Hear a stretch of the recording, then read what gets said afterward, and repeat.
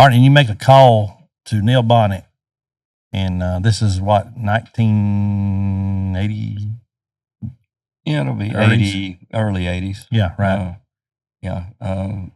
81. Yeah, I think so. Right in there. Yeah. I give him a call, and he said, "Come on up." So we packed up from Florida, moved up here, and you have any children then? No. Okay. No, it was just Kate and myself, and I get up here, and I'm 11 months into having a cast on for a year. Yeah. So I'm helping Neill still in a cast and able to, so there again, I said I was blessed to even be able to do that.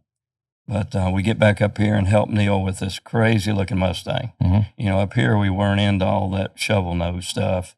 And so we ended up building a crazy looking Mustang.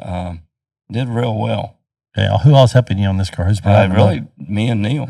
And who's providing the motors and stuff? We got those from the Woods Brothers. Okay, yeah. All right. So he had Rocket Motors. Okay. And so we go to run, I think we run at Bristol once. We run several tracks and did pretty well with the car. Mm-hmm. So, I ended up doing that with Neill and kind of helped me get back up on my feet. Yeah. And I didn't really have a place to live. We just got an apartment and, that's moving on from there. I remember your shop in Bessemer. What year does that take place when you start that shop there? That was right about this time after Neill's thing. Yeah. I got back in and starting to build a few cars for people and I just started. My brothers actually came up to help me from Florida. Are you building short track stuff or ARCA stuff? Mainly ARCA stuff. Okay. Yeah. And so you're taking all the knowledge from Robert G. and all these people that you've learned, and because you in that time, are you selling these cars or just working on cars? I know Red ends up driving for you. Tell me how all that takes place. Yeah, well, they we're getting Davey started. Okay. And Bobby, I was working with a guy named Jerry Corvin. He had everybody in Alabama working on the car, and he couldn't make him happy. And I don't know why I did. I was about throwing hammers at the guy at one time. Yeah. We ended up linking up. We built a car that Bobby Brown supplied motors. He actually helped Bobby with some motors back in the day. He would buy stuff from Wydell and all them, old Cup stuff, and put it together. He was from Mississippi over at Aberdeen and did a really good job. So Davey was kind of coming up, and Bobby ended up getting the Buick that Davey was running. And so is that a car? That car comes to you at that point, or is it over? No, that's Bobby's car. But Corvin had the car that we ran with Davey. Okay. We started out. It was a Buick LeSabre. He had updated it. Davey was still running the older model Buick Regal. Okay. And did really good with it. But the deal was, I guess I didn't know. I was just doing our thing. Kind of get Davey going with Red driving. Okay. So I think one year Davey didn't win, we won, and did really well there. And Jerry had a construction business at Corvin Michael Paving, and ended up just kind of having to get rid of the cars. He had to focus more on that. So I ended up buying the cars from him. So our deal was still going with Bobby and Red. And so how's Bobby tied into this deal with? Explain that to me. He would kind of help us with motors and parts if we needed it, that kind of thing. Okay, yeah. So, and I'd buy, if I had money, it was just a ragtag thing, because even at that time, it was getting hard to keep up with ARCA. And, right. If you didn't have big sponsors. So, we definitely and did real well. And no doubt. Had a good time with that. So you're at the Bessemer shop, and does Davey drive your car some? No, Davey actually drove Bobby's car. Okay. And that was one of the old Stravola Buicks. Yeah. And it was a pretty nice piece. So, we were running V6s back and forth and Buick, in ARCA, you could do quite a bit of stuff. Bobby let us use a Buick V8 one time. Okay. in Red's car, and I think we run second, something like that. So Clifford was kind of helping Davey, and at the time, and Clifford was just kind of getting started Right. at the Yeah. time too. Yeah. But yeah, it was did pretty good. So how many races did you and Red win together? I know it's several. I think we won a couple maybe. Yeah. But run second, third, and yeah, 13th once. I can't even. He had Jim McGill as a sponsor at one point. Yeah. Jim helped us a little bit, and just really never could link up with the finances to get going, and so we Red ended up going back working on his dirt program, and I went on and started renting. I had nothing else to do, so I was renting out the cars. Right. Yeah. Try to get rid of it. Dave Mater come along and drove one. I had Gary Bentonhauser. Why he would come and want to drive one, I don't know. Yeah, I understand. But he a great guy. Yeah. I mean, just there again, learned a lot from an Indy guy. Yeah, that's great. Yeah. But we did pretty good with Dave, and I had that particular car sold, and the buyer was in the pits, and I said, "Man, I tell you what, I'll give you the thing, $40,000, just commit right now." And Dave's coming on up through the field. So Dave, he said, "Well, let's wait a couple more laps." So Dave comes off of 4, getting ready right down the front stretch. Back then the track was back at it the way it is now at Atlanta. Yeah. He's coming along, and man, the motor just blows, and Dave backs it in the wall, and just slightly. All that was pretty good, and he's sliding around. Another guy hits him, knocks him back into the wall. He's on flames down in between 3 and 4, and I'm looking for my buyer, and he's gone. He's left the premises. Gone. So that was just kind of what happened on several occasions. So, what were you doing in the meantime there with that? What was your aspirations? You thought you may get a hookup with an ARCA somebody helping you, maybe Bobby in a higher level, or? Yeah, I was kind of building a little bit of everything, doing drag cars. We had a thing, White Brothers Racing, and for quite a while, and building anything, just customer work. Right. Yeah. I did a little bit with Bobby Ray Jones back in the day, and a guy from owns the steel drag strip. He bought an ARCA car. Can't remember his name. Did some customer stuff. Yeah. People didn't want to go to Charlotte. I was kind of jigged up with the Laughlin cars. And okay. Could, do pretty good with that. Yeah. Okay. But yeah, that went along pretty good, and brothers left, went back down to Florida, so I kept it going for a while. Right. And just moved on to somehow getting in the handicap business. Yeah. How does that take place? Yeah. Well, Bobby got hurt, and that whole situation over there was kind of getting rough, and and Clifford was coming up trying to race, and after a while, Bobby was doing better. I made a deal with Bobby to build Clifford his first kind of, other than a little street stock car. Uh-huh. So I built a late model for him, and we were going to swap out for actually that car Davey and Bobby owned, that Buick Regal. Yeah. So I just swapped him out for that and built Clifford a car. Clifford went out and run pretty good a couple of races, and Ray Dillon was back in the picture over there and kind of giving Bobby cars and give Clifford a car. So Clifford drug that car up, threw it up on the hill, which was kind of the graveyard. So anyway, run the Dillon car, and somehow Donnie Allison's son Ronald come and said, "Hey," Bobby's gave me that old car up there. Will you help me out with it? Mm-hmm. So I said, sure. So I went over and helped him get all the springs and everything, put it all back together. And heck, he goes out to BIR and wins 4 or 5 features. He's run some other little short track stuff. Sure, yeah. He goes out there and wins, I don't know how many races. And then just pongs the car, and he calls and said, well, will you fix it up? And I said, sure, I'll give me a 68 Chevelle snout. I'll put it back together, and a couple $100 just to help you out. So anyway, I'll never see the car again. And then couple of weeks later, I had to go over and borrow something from Clifford. I go over and the car's on the trailer and new front end on it and everything. And I look at it and he goes, George, don't be mad at me. He said, Daddy told me to carry it up to Robert Hampke and let him do it. Yeah. So anyway, car never run, I don't guess. Right. I talked Yeah. to Ronald, he said it wasn't what it was. Right. Yeah. So not that Robert's not great. Robert was a great fabricator and good race car builder. Sure. But, all of us had our own little different, stake that we'd put on our cars and Sure. had a different deal. You had a great career.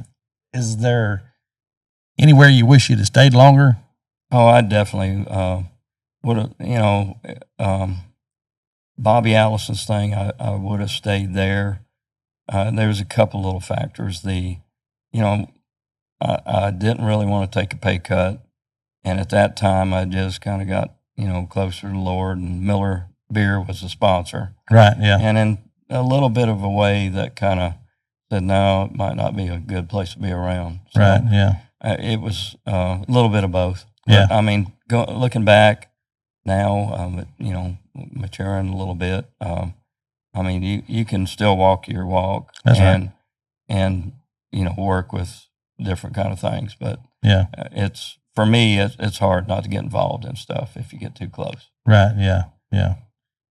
But you had a great career, and again, your chance to come to Alabama and get to work with Bobby and stuff, that had to be the highlight of your racing career. And oh yeah, and you were really onto something. It's tragic in some ways that the Hans device deal didn't get developed. And you were sharing with me earlier when Neill was getting ready to go back to Daytona, with you and your relationship with him, you went and talked to Neill about the head restraint system. Yeah, I went. I just woke up at that time. I think I closed down the shop, the big shop, and had gone to work at Norfolk Southern Rail. I was kind of getting a day job. Yeah. And I was working one night. I didn't even know Neill was going back racing at all. Okay. So something just woke me up, and then I call somebody at Bobby's or something, and oh yeah, Neill's going to go back racing. Mm-hmm. So I just was in a terrible sweat that night.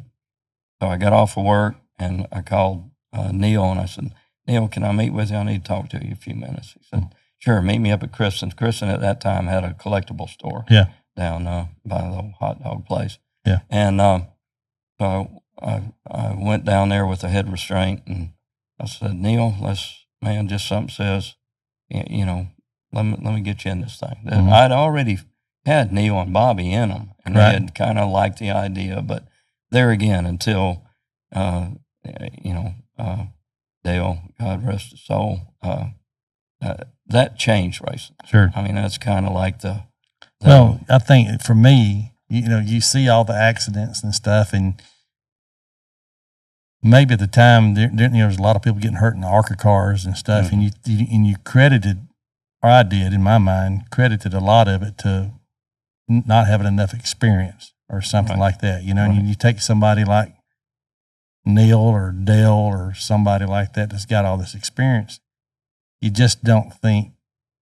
For instance, when you take a guy at a super speedway and he starts to lose a car, most of them turn the steering wheel to the left and let the car spin out, and it's not that guy that grabs a hold of the steering wheel and turns it back to the right and drives it into the fence because, so you don't think that's going to happen to them. But like you said, when that happened to Earnhardt, it was the guy, you know what I'm saying? It was the most experienced, all the stuff that you think could control that situation, you realize he can't control it either, and so yeah, it was a terrible tragedy there.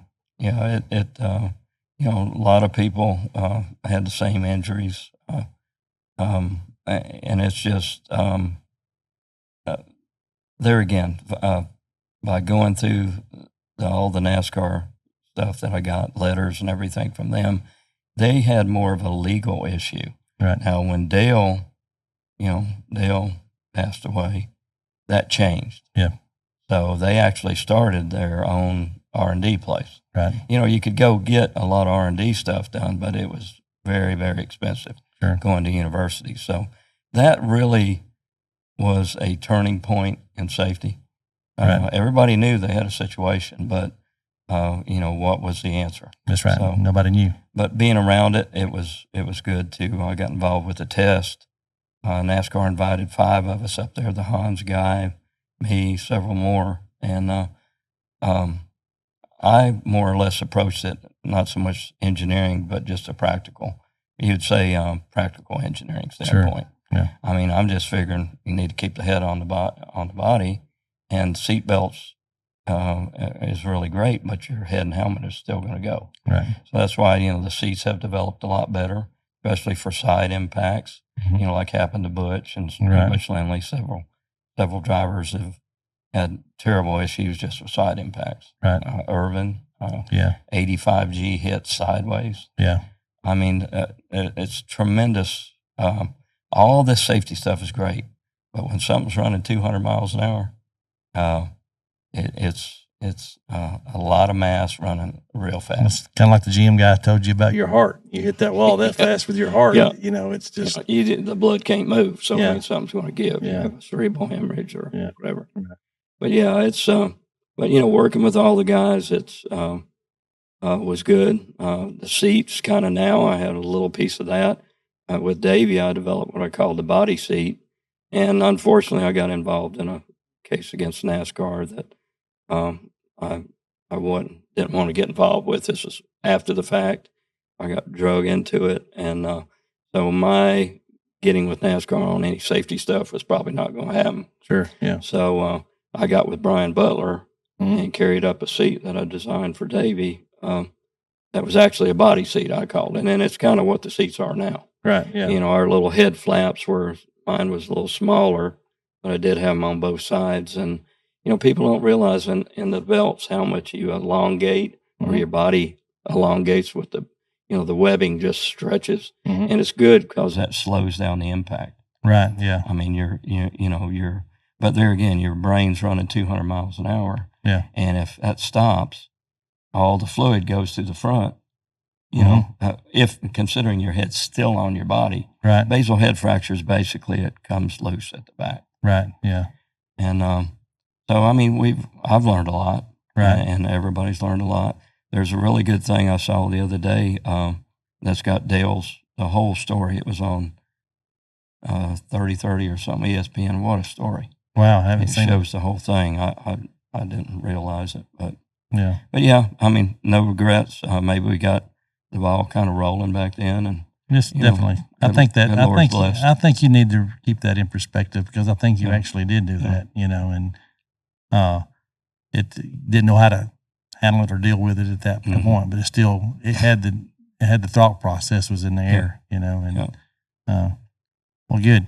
I want to thank you for coming today. I appreciate your time. I enjoy it, and I want to, just tell everybody out there, if you got a young guy, just try to help and try to mentor him, and take a little time. I know we're all busy, but the Lord's got us a path we got to go down. Yeah, George and I, during a break a while ago, were speaking of mentoring a younger person or somebody that's in your life now that has a trouble or something doesn't go right or whatever. Make sure you dig into the issue or the problem that's going on and try to get to the root of that, That's right. so you can understand why they did what they did, and we can make some big changes. And it's one person at a time. It's not you can't change the world, but you've got somebody in your life that needs you. Dig into that person and just realize that there may be more that you can do and more to listen to, and maybe give them the right advice and instructions. That's right. Yeah. That's right. Well, good. Well, thank you so much. I appreciate it too. We'll come back and we'll see you guys, and we'll have this released in the near future. And again, thank you for listening.